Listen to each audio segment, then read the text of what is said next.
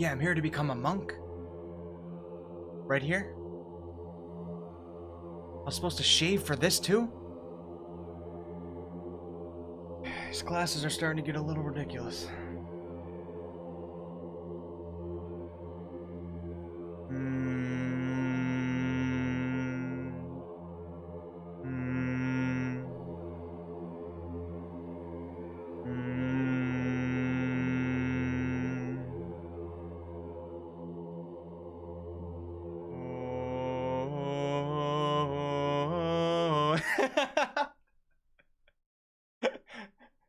You guys know that game?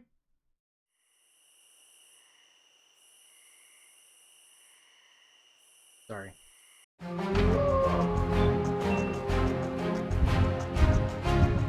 Welcome back for another class guide video. In today's video, we'll be talking about masters of the energy that flows within the body, the monk. If you enjoy being a true martial artist and leaving your friends and foes in awe as you exceed your body's physical capabilities, the monk might be the class for you. I'm going to go over the monk's general class features, what racial choices go well with the monk, your monk's ki, which is your inner mystical energy, and of course the monastic traditions, which is your choice of a subclass. As always, keep in mind we have not seen the monk in Baldur's Gate 3 as of yet, so some things are subject to change, but this video should serve as a solid foundation for understanding what this class is all about. If you guys end up enjoying this video, please subscribe for the much more Baldur's Gate 3 content on the way. I've already done 10 other class guides. There's only one left to do after this video, so head into the channel and check those out if you're interested. Links to my Twitter and my Discord server will be below. Join the Discord, the link's right down there. We got some great people in there. I'd love to have you guys there. Let's get right into it.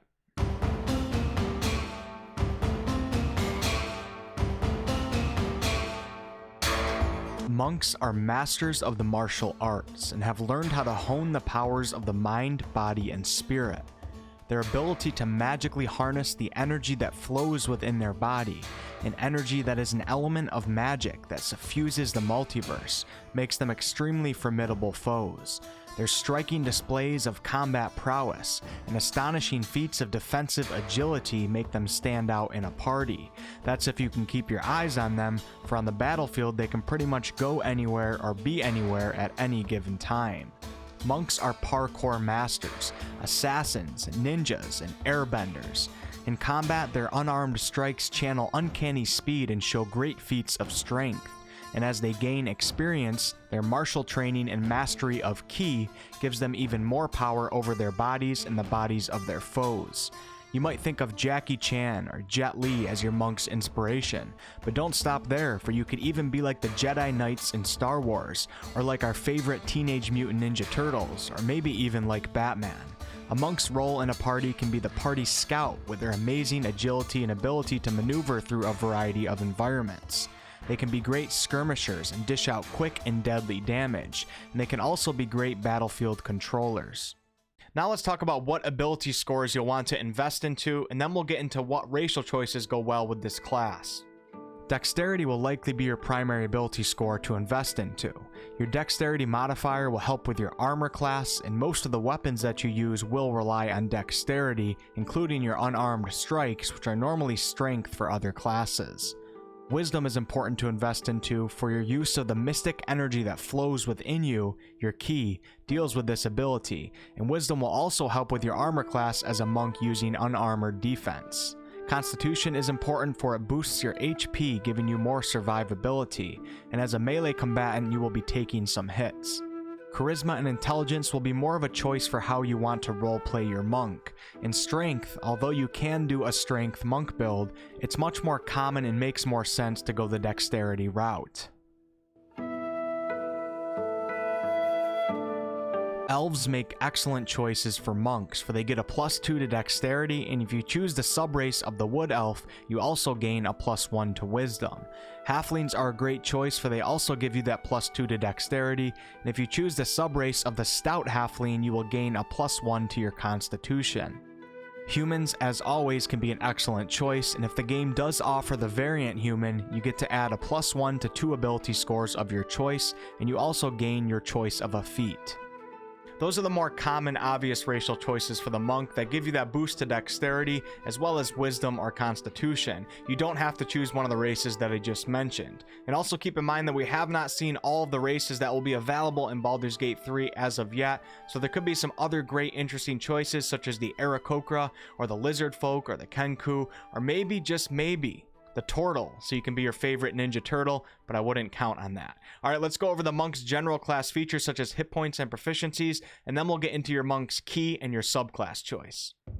As a monk, you'll have hit dice of 1d8. That means that you'll start the game with a max of 8 HP, and from there on out, you will roll one 8-sided die upon leveling and add the results to your current HP. Or if you use the fixed rate HP system, you will add 5 HP per level. Don't forget that your Constitution modifier will be added to your base HP upon leveling. You will be proficient in no armor, which is not a problem for the monk, and we'll get into why in a little bit. You will have proficiency in all simple weapons as well as short swords. Simple weapons can include classic monk weapons such as quarterstaffs. Although you will be taking advantage of unarmed strikes on your opponents, you can still wield monk weapons and make these unarmed strikes. For tools, you will get to choose one type of artisan tools or one musical instrument. And for saving throws, you will have proficiency in strength, which will help your monk oppose a force that would physically move or bind you.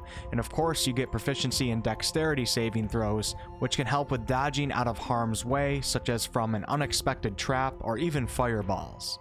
For skills, you would choose 2 from acrobatics, athletics, history, insight, religion, and stealth. Alright, let's take a look at the monk's class chart and see what we gain as we level up. Max level in Baldur's Gate 3 will likely be level 10 or around level 10, so we'll stick to levels 1 to 10 for this video. At class level 1, you gain a feature called Unarmored Defense. Unarmored Defense is a way of giving you a solid armor class number when you're not actually wearing any armor. Your armor class will be equal to 10 plus your dexterity and wisdom modifier. That's why dexterity and wisdom are both important ability scores to invest into. You also cannot be using a shield to take advantage of this feature. Also at class level 1, you get Martial Arts. This feature gives you several benefits when you're unarmed or using only monk weapons, as well as wearing no armor and not using a shield. The first benefit is that you'll get to use your dexterity modifier instead of your strength modifier for the attack and damage rolls of your unarmed or monk weapon strikes. Typically when unarmed or using melee weapons such as short swords, you would have to use your strength modifier for the attack and damage rolls, but as a monk you get to use dexterity. The second feature of martial arts is that you now roll a d4 in place of the normal damage of your unarmed strike or monk weapon. If we take a look back at the class chart, we can see that this d4 will increase at class level 5 to a d6, and if we get to class level 11, it will increase to a d8. This is a power boost for hitting enemies with unarmed strikes. And it also allows monk weapons such as the short swords, which traditionally have a d6 for damage, to go higher than that depending on what level Larian Studios lets us get to. The third and final feature of martial arts is that when you use the attack action with an unarmed strike or monk weapon, you can also make one unarmed strike as a bonus action. This basically means you can hit an enemy twice in one turn, with the second hit having to be an unarmed strike. Now onto class level 2, where things start to get really exciting and you gain the ability to harness the mystic energy of Ki. Your access to this energy is represented by a number of key points, which will be determined by your class level as we can see on the chart here. At monk level 2 you will have 2 key points, and at level 10 you will have 10. You will use your key points to fuel various key features that enhance your monk's abilities. Some of your key features will require your target to make a saving throw to resist the feature's effects. The saving throw DC is calculated as 8 plus your proficiency bonus and wisdom modifier. Right when you gain your key at level 2, you will have 3 such features: Flurry of Blows, Patient Defense, and Step of the Wind. Flurry of Blows is a very popular useful key feature, and it will allow you to make 2 unarmed strikes as a bonus action immediately after you take the attack action on your turn. This will cost 1 key point. Keep in mind that at class level 5 you also get extra attack with this class, so at this point you can potentially make 4 attacks in one turn. That's very monk-like. Patient Defense will let you take the dodge action as a bonus action on your turn, costing you 1 key point as well. And Step of the Wind allows you to take the disengage or dash action as a bonus action on your turn, and your jump distance is doubled for that turn, costing you 1 key point. Step of the Wind is similar to Cunning Action with the Rogue. The Rogue and Monk are agile classes, so therefore you get the opportunity to do agile things in combat without sacrificing your action point like other classes would likely have to. Those are the 3 key features that you'll start off with, but you'll also gain more as you level up, such as Deflect Missiles and Stunning Strike. We'll talk about both of those features when we reach the corresponding monk level in this video. Also keep in mind, to regain your key points, you have to finish a short or long rest. Back to the class chart, you can also see that at class level 2 you gain Unarmored Movement, which also has its own column on the class chart. With Unarmored Movement, your speed will increase by 10 feet while you're not wearing armor or using a shield. This bonus increases to 15 feet at level 6 and 20 feet at level 10. Like I said before, the monk can be anywhere they want and get anywhere they want, and very quickly at that. At class level 9 with Unarmored Movement, you also gain the ability to move along vertical surfaces and across liquids on your turn without falling during the move. Super cool and super ninja-like, and with the verticality we are seeing in Baldur's Gate 3, this should be a great feature. You guys are probably catching on that if you want to take advantage of the monk's awesome features, you should be wearing no armor, not using a shield, and also only using the monk specific weapons. But who knows, in Baldur's Gate 3 we might be forced to only do that stuff anyways. Alright, on to class level 3, where we get to choose a monastic tradition, which is your choice of a subclass. I'm only going to focus on the subclasses that are in the player's handbook for this video, for Larian Studios has stated that they're trying to include all of those subclasses. Way of the Open Hand monks are masters of martial arts combat, whether armed or unarmed. Right away at class level 3 as a Way of the Open Hand monk, you gain One Hand Technique, which allows you to manipulate your enemy's ki when you harness your own. Whenever you hit a creature with one of the attacks granted by your Flurry of Blows ki feature that we talked about earlier, which is where you get to do 2 unarmed strikes as a bonus action, you can now impose one of the 3 effects on that target. 1. Your target must succeed on a dexterity saving throw or be knocked prone. 2. Your target must succeed on a strength saving throw or be pushed up to 15 feet away from you. And 3. Your target cannot take reactions until the end of your next turn. At class level 6 in this subclass, you gain Wholeness of Body, which lets you heal yourself as an action. You will regain hit points equal to 3 times your monk level. After using this, you must take a long rest to gain it back. And at class level 11, which may or may not be in the game, you will get Tranquility, which basically makes it less likely that enemies are going to attack you. This can be useful against preventing ambushes. Monks that follow the Way of Shadow follow a tradition that values stealth and subterfuge. These are your ninjas and shadow dancers and can serve as excellent assassins. At class level 3 as a Shadow Monk, you gain Shadow Arts, which will let you use your ki to duplicate the effects of certain spells. As an action, you can spend 2 ki points to cast Darkness, Dark Vision, Pass Without a Trace, or Silence. You also gain the Minor Illusion cantrip. So basically, if you have the ki points to spend, you get access to these stealthy assassin type spells. At class level 6, you get Shadow Step, where you gain the ability to step from one shadow into another. When you are in dim lighting or darkness, you can use a bonus action to teleport up to 60 feet to an unoccupied space that you can see that is also in dim lighting or darkness. You will then have advantage on the first melee attack you make before the end of your turn. Really cool and good feature. And at class level 11, if we gain access to it, you will gain Cloak of Shadows, which is where you become one with the shadows. When in an area of dim lighting or darkness, you can use an action to become invisible. This will last until you make an attack, cast a spell, or enter an area of bright light. This is also a really good feature. As a Way of the Four Elements monk, you follow a monastic tradition that teaches you to harness the elements. With this subclass choice, you're going to gain the ability to spend key points to cast a limited amount of elemental spells. Think of The Last Airbender, if you're familiar with that. There's a lot to talk about with this one, so I'm just going to leave it at that for this video. Just know that if you want to be a martial artist and ninja guy that can also bend nature to their will, this might be the subclass for you. So that's it for the subclasses that are available in the player's handbook, but if Larian Studios decides to include other source material, we might see subclasses such as the Way of the Drunken Master, the Way of the Kensai, or the Way of the Sun Soul. Alright, now let's talk about the remaining class features that you'll gain on your journey to level 10. At class level 3, we got to choose our subclass, but we also gain a feature called Deflect Missiles. This feature will allow you to use a reaction to deflect or catch the missile when you're hit by a ranged weapon attack. When you do so, the damage that you take from the attack is reduced by 1d10 plus your dexterity modifier plus your monk level. Another cool part to this is that if you reduce the damage of this ranged missile to 0, you can catch the missile and spend a key point to make a ranged attack with the weapon or piece of ammunition that you just caught as a part of the same reaction.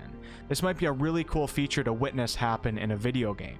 At class levels 4 and 8, you of course get an ability score improvement, where you can add 2 points to an ability score of your choice or add 1 point to 2 different abilities. Or you can forego this option and choose to take a feat.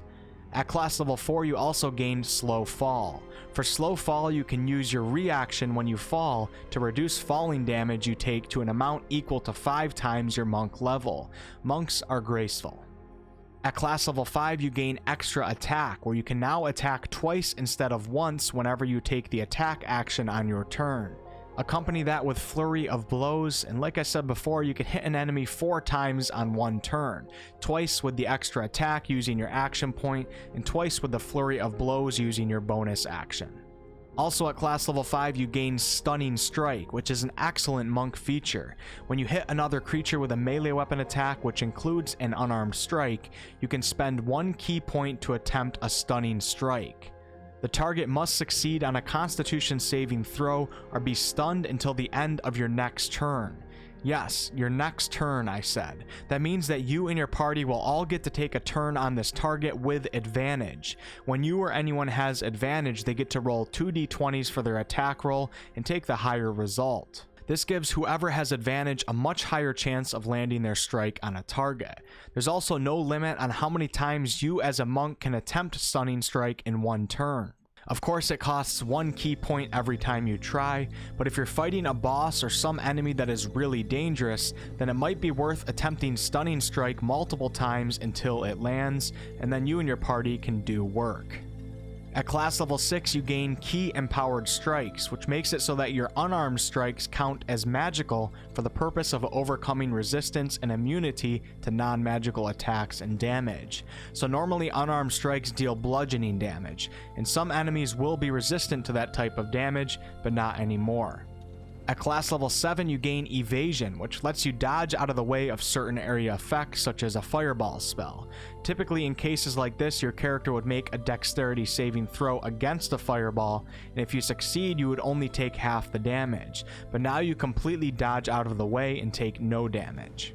Also at class level 7, you gain Stillness of Mind. Stillness of Mind lets you use your action to end one effect on yourself that is causing you to be charmed or frightened. Monks really do have that brain power. And at class level 10, which will likely be max level or at least close to max level in Baldur's Gate 3, you will gain Purity of Body. This makes you immune to disease and poison. The Monk is a really cool class, and I can't wait to see how Larian Studios implements them into the game. I already know that many of you will become the way of the Shadow Monks and be deadly ninjas, and I got respect for that. Thanks so much for watching. If you guys enjoyed the video, please like, comment, and subscribe. I really appreciate it. It's a huge help to my videos. I do all sorts of content on this channel, ranging from comedy videos to live streams to game reviews to game tutorials and much more. And I'd love to have some of you guys back for a future video. Like I said, I've already done 10 other class guides, so head into the channel and find the class that's right for you. Join the Discord, and until next time.